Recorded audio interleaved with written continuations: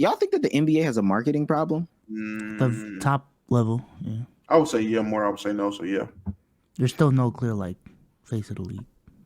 So the reason why I said that is because, of course we're going through the I'm having more of those WNBA conversations like daily. But so what I found interesting was that, I'm doing the math, the science. It comes from the WNBA is the parent company. I mean, the NBA is the parent company, and that's where the marketing the marketing comes from. I watched a Tubi documentary on the WNBA and their recent CBA negotiations and stuff like that. And they were like, late 90s, early 2000s, when the Houston teams, the Comets were winning and stuff like that. WNBA players had shoes, they were in commercials, all this stuff. And then the marketing dollars just stopped. And that's where you see like this dip in attendance, dip in viewership, all this stuff like that. But they literally just pulled all the marketing dollars from the WNBA. And I thought to myself, I was like, okay, that makes, I understand. Maybe they were just tired of paying it. Cool. But let's look at the NBA and its marketing today. What campaigns, who are they pushing? What campaigns, what commercials are they running for these players today? They don't have any rollouts for these sneakers anymore. I mean, they're paired up with Nike. The jerseys no longer have storytelling elements to them. There's no connection to these younger players nowadays. I think for Ant. Adidas is trying to have a rollout for Ant. They have had it for Ant. They have commercials. They got it for Jokic. Jokic got a commercial. I never had a commercial. I'm gonna be honest. I haven't seen it, but they do them. I don't know. I don't know how often niggas is watching TV for real. Are we banking on the Jokic commercial? Like Jokic's marketing? I'm just saying I was going to use Anthony Edwards as well too. Like guys are getting pushes. It might not be as. I will agree. It's not as frequent as it used to be. It used to be way more prominent. It feels like back then, but now it's 1 in a million. It feels like, but they're sprinkled in there. Giannis will have a commercial. Tatum got a commercial.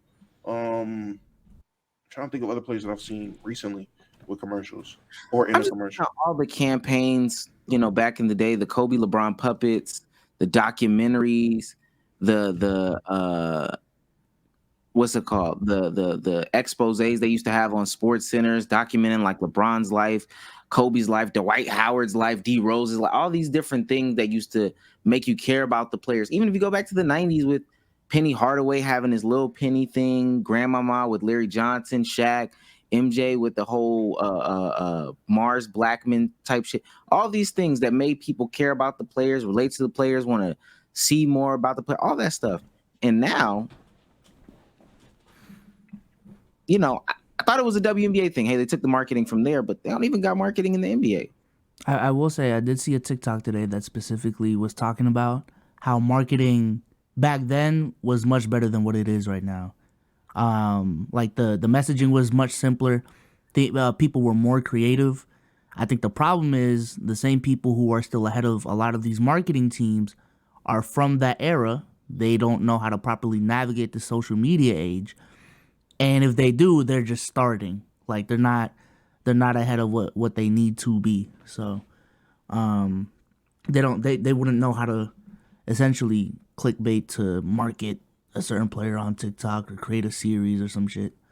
But I agree. Yeah, this may be a bad point, but I think the way that the NBA has gone, where everyone is more fans of a player than a team, that's not even necessarily what I'm digging at. What I'm trying to point to is that when that's the way that the fans are, it makes it harder to properly I guess equate that time. Allocate that time when it comes to television, perhaps, because they only get certain amounts of time, whether it's on like a sports debate show or anything like that. So as a result, unless a select few players are chosen, which they've done in the past, but I don't know if it's because of the era or outcry that will be seen on the internet. As a result, some players are left off, and when those players are left off, then you trigger the fans. So what they end up doing, what I've noticed, is every now and then, of course, a player will get their segments, but majority of it is typically, team-related talk. However, people are people are fans of the players. So you're talking about the teams on the television. They want to hear about the players. But then if you talk about the players and it's not the player that they wanted to hear about today, now nobody liked your show. So it's been like a weird circle. I'm not an expert at the shit. Hell, I went from sports management and communication major to YouTube. So maybe I could have been, but I'm not at this moment in time. But what I do think is right now the NBA is in like a weird paradox to where unless, as what Bezos was hinting at, unless they go crazy on the social media push, maybe, I don't see how they can necessarily get this new guy when you're trying to push a message of parody to an audience, but then when you don't showcase said parody, but then when you don't showcase said parody, now while you're getting that guy, your face of the league or whatever, you're simultaneously just straight up being a hypocrite. So it's not gonna work. Hopefully I worded that the right way, but yeah, I think it's just in a weird paradox right now. Thanks, it's just not working. Pick a team. Somebody pick a team. Wizards. Damn, I wasn't gonna say them because I hate them. But yeah, go ahead, Wizards. Wizards. Okay, cool. I want to do a little quick activity. Just want to do a little quick activity.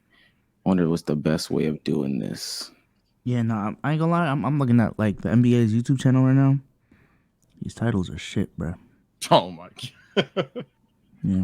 Then you say that another thing is how much freedom players have in terms of dictating what they do on social media and controlling their brands and things like that as well. Like you would talk about these campaigns that used to be ran for players. Well, now these players can simply turn on a Twitch stream and essentially create their own communities to captivate audiences. Maybe even if it's not a Twitch stream, do a podcast or do whatever venture they want to do privately. Well, not privately, but by themselves and run it themselves versus going to the NBA to do it. I'll say this though, the NBA players aren't creatives. You know, you got to think about who made the Little Penny series back then, who made the Kobe LeBron puppets, who made the Mars Blackman thing, who made, you know, Magic versus Bird Converse commercials, who made the Grandmama thing. They weren't the NBA players. These actually were kind of, some of the NBA players had a lot of pushback for this. That shit nobody wants to see. I'm not gonna lie to you. That's for an older generation that wants to see these NBA players on podcasts. You know, and even then, we don't want to see Trae Young on a podcast. And we've talked about that right now. We don't want to see newer players on podcasts. We'd rather see older players on podcasts, or maybe an older player interviewing a newer player, but we don't want to see newer players on podcasts. Definitely the younger generation doesn't want to see that. They don't want to see them on Twitch streaming. They don't. If I go to twitch.com and I'm a 16-year-old kid, I'm not going to Karl Anthony Towns. That K is for Kai Cenat. Okay? There are too many storytellers on the internet for people to, like, you know, default to just punting on it and, oh, we'll let them do it because they'll do it wrong. That's not your strong suit. And that's okay. You're a basketball player. Who is this? Johnny Davis. Bezos, you knew? No. I was gonna guess John, but I ain't gonna act like Sage, I would have got David. You didn't I know? would say it looked like a John. All right, Just cool. And this don't prove nothing because this is the this is the whatchamadigs, the Wizards after all. So this don't really prove nothing. I just wanna just try to do this exercise. I'm gonna do like 2 more. Yeah, dude. Some people are mad I don't know every Paul Pierce quote. Oh, that. I thought I was about to see Kyle Kuzma. Oh, that's That's Patrick Baldwin Baldwin. something. I see it. That's why I'm not I won't speaking. say That's the not name is speaking. there. I'm about to say the name is there, but at first I thought that was Anthony Gill, but I'm like, nah, that's somebody else. All right. That's cool. And then and again, this doesn't mean anything. Not mean a thing. This will be the last one that I show. Who is Coach of the year again? Wow. Who is this? That ain't Gafford. Who is that? It's not Is that no? It's not Troy Brown. Is that Troy? No, that's not Troy. No shot. That's Troy. Is that DG? It is Daniel I'm- Gafford. Yeah, I'm about to say it's either Troy or Gafford. Overthought it. I literally said Gafford first, then I thought Troy. Oh, you are a ball watcher, buddy. I don't know niggas' faces. I ain't gonna lie.